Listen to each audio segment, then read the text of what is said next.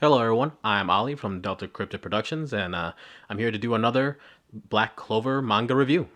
This week we have chapter 208, and it starts off with the reminder that the old captain of the purple orcas is still alive, which don't know if anyone remembered that because I did not. But him and I believe the character is called Rabuchi.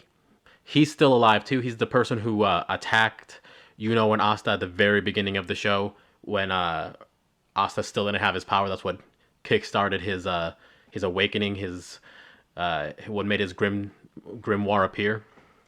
And they're running around this magic castle as well, which eluded my memory. And they are surrounded currently by the weird tendrils that the demon monster has released into the castle. It also appears that the Orca's leader, or the former captain, whose name is Gelder. Gelder. He he's the reason that they're still alive because they're altogether encompassed by this wave of tendrilled magic. Luckily for Rabuchi, the former captain's power to be invisible goes beyond that. Apparently, he can be altogether intangible, which is allowing the tendrils to pass right through them without causing any major damage. And there's a bit of concern apparently that soon he's gonna run out of magic and then they're gonna die. So, fingers crossed. After that brief reminder, we get back into the fray with Yami and the elf-controlled captain, and they have managed to get out of their precarious situation, which at the time was also surrounded by the tendrils, being held off only by her magic plants. They formed a barrier around them and kept the evil tendrils from, I'm assuming, consuming their bodies. It's I'm moderately uncertain as to actually what the tendril magic actually does, but they were released from that precarious situation when Lit, whose name I now know how to pronounce, thanks to Kitaro-kun. Thank you for helping me out with that. But once Lit managed to cut down the devil for a moment, he also destroyed a massive chunk of the castle, opening it up to just empty darkness, and doing so also freed the Yami and the elf captain. Well, the captain not controlled by an elf. And they have some back and forth.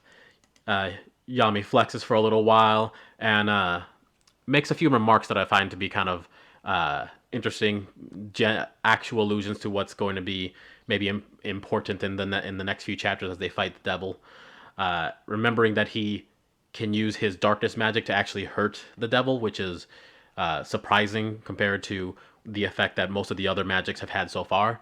His seems to be actually effective.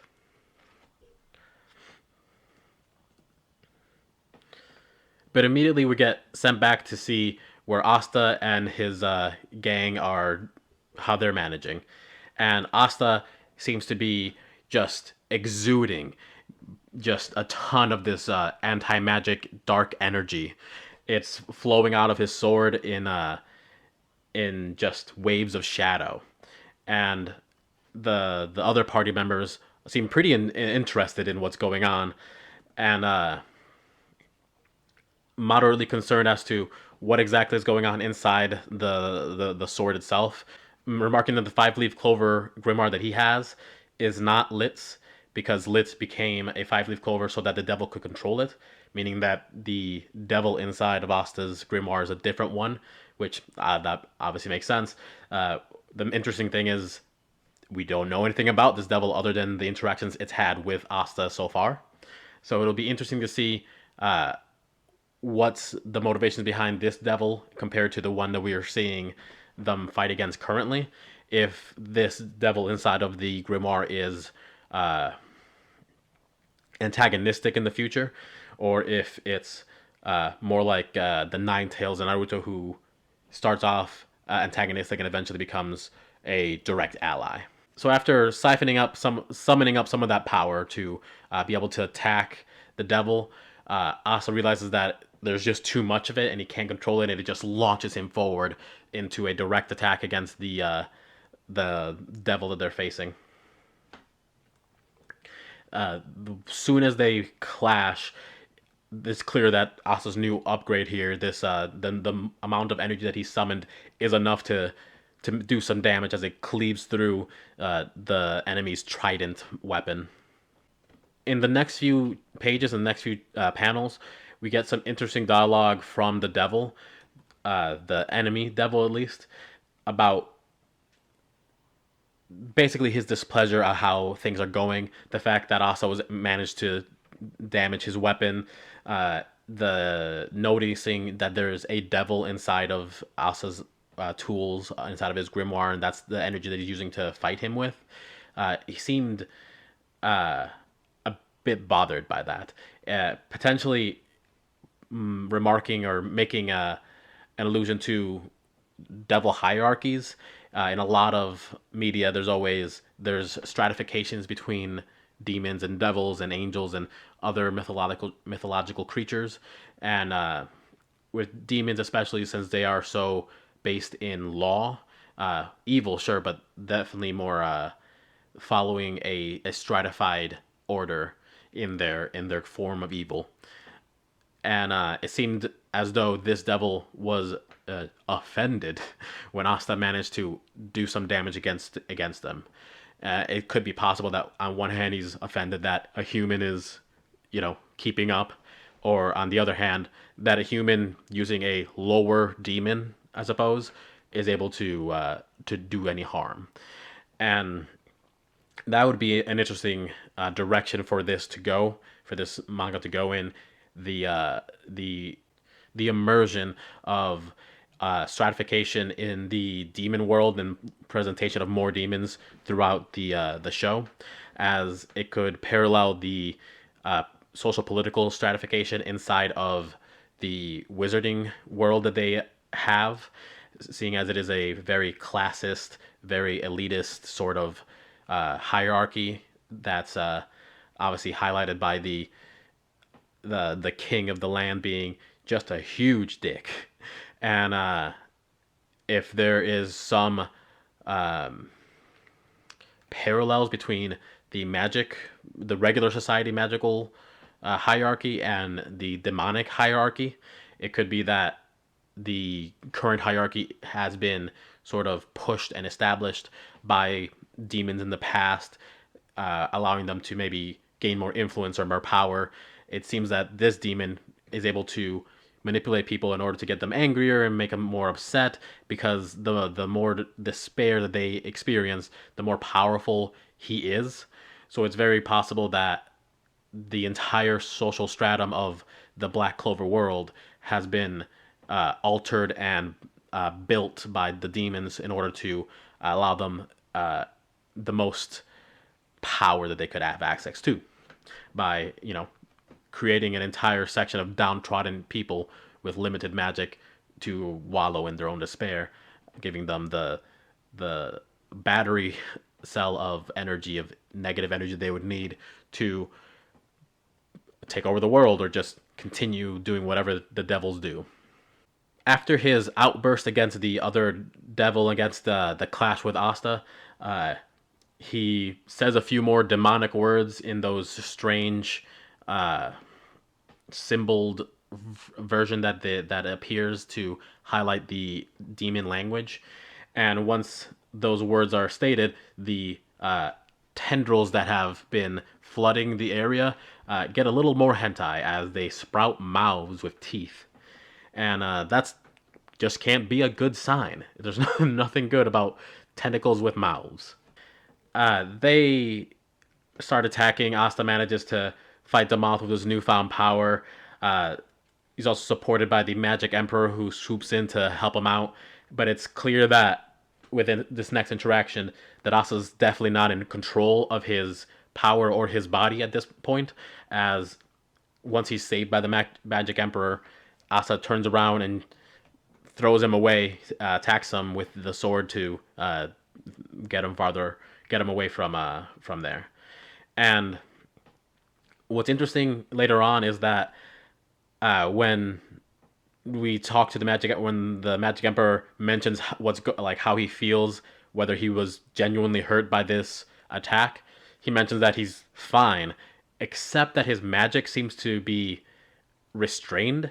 So this might be a very interesting way to power up Asta's abilities without going into the realms of, Rogue and other X-Men's type characters who steal powers from other powered characters. We saw a little bit of potential for that in the other sword that he had, the one that Lit is currently using, the power to absorb magic and throw it back. But with this sword, the upgraded version of its general power to just reflect and stop magic seems to be to suppress it as well. And obviously, again, as has been the case for every single chapter of this manga, the ability to stop people from using their power is the most overpowered ability around. So this bodes well for him. Still, though, he is not in control of his power or his body, and it's been causing some concern for some of the other characters. Uh, Even though Yuno has not really been doing all too much, he's been kind of in the background. He really steps up here and makes an impassioned plea to Asta to uh, get his ass in gear and figure out his shit so that he can become the next Magic Emperor, or else he's going to himself. And he uses his wind magic apparently to gather up the excess magic in the area that has been released from the Magic Emperor and Lit and all the other fighters. They've slowly been leaking out their magic as they've been using it, and he's condensed it all using his wind magic to collect it and condensed it into a sword that he's going to be wielding to fight the devil. And this is interesting as it's basically a weaker version of what Lit did in the last chapter, amassing all of the collected mana from all of the different elves that were in the area. Uh, I can only presume that this version would be weaker since Yuno's only collecting the ambient mana that's being released rather than summoning forth a like the stores that were in the previous attack. So who knows? The previous one was just a single sweeping attack. Maybe this one will be more sustained and able to do consistent damage, which even if it's a little weaker, that's still useful, impressive. It's a tool that they now have, and he calls it when summoning this weapon, he called it the Magic Emperor Spirit of Zephyr. So that's fun. After summoning this and calling out to Asta, letting them know that if he doesn't get control and become the next Magic Emperor, he's going to do it himself. Asta does the protagonist grin and also summons his own magical ability. This seems to be this is the first spell that Asta's done so far, and whether it's a classic spell is yet to be determined. We'd have to see in the next chapter. But this is apparently the bankai basically of what we were expecting. Uh, his sword is less. Normally, his sword is completely black with some apparent rusting or abrasions throughout it, and as he activates his ability, it seems that the darkness in the sword itself expands outward a little more. There's more clarity in the blade itself, and it becomes maybe a bit larger, a bit longer. He calls it the anti-magic demon slaying sword Black Divider. So that's his first spell, and I'm sure it's going to be effective. Yeah, that's everything for chapter 208. Uh, I'm interested to see where this goes, where his powers, uh, how his powers might deviate from the traditional magical abilities that everyone has. He's never done a spell before, and I've always found it to be refreshing for Asta's character that he's the only character who can't use magic, so that's why he has anti-magic. But even beyond that, is that he can't use the traditional format for spells. He can't use anti-magic spells to siphon magic from here and do this and that. It's all been skill based. It's been adaptation. It hasn't been just mimicry and exploitation of an overpowered trait.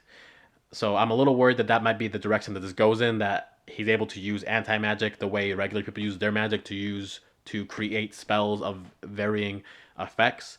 I'm down for him gaining more abilities and creating a new techniques, but I wanted to still be focused around him taking advantage of his physical ability by restricting other people's magic and then being able to overpower them by force of and the fact that he's done years of training. I personally think that'd be a much better way to go with the narrative, based on from the start of the show to now. I think it fits more with the not so much underdog story, but the despite having no privileges, there's still potential and power within this character, and I think that's what's important to maintain going forward. At least I hope that's what they'll maintain going forward. All right, this has been chapter 208 of Black Clover. Thank you for watching, and I hope you have a great day. See you next week.